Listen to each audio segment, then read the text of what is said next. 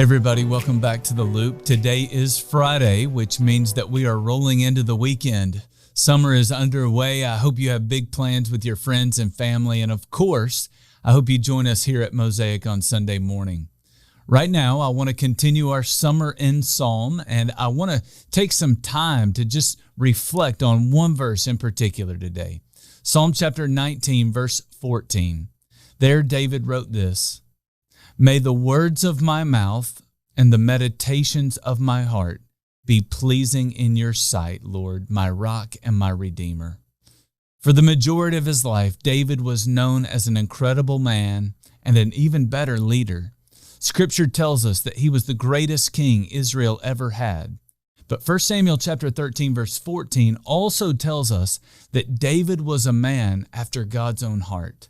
And I think this passage in Psalm 19:14 explains why.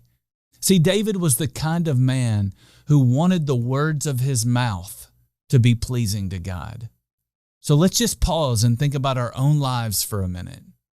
Do the words that you speak to your parents please God?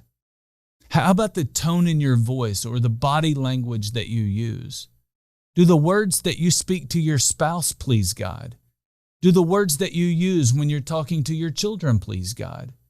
Do the words that you use when talking about a coworker or a friend please God? For David, it wasn't just about the words in his mouth. He was also concerned about the meditations of his heart, the things that he thought about and the things that he longed for. He wanted those things to be pleasing to God. So when you lay in bed at night and you're just thinking, do the things that you think about please God? For a lot of us, the answer is probably no. But here's the deal. There were days when this wasn't true of David either. So we need to pray just like David prayed. We ask God to produce in us this fruit of the Spirit called self-control. We just don't want self-control over what we do.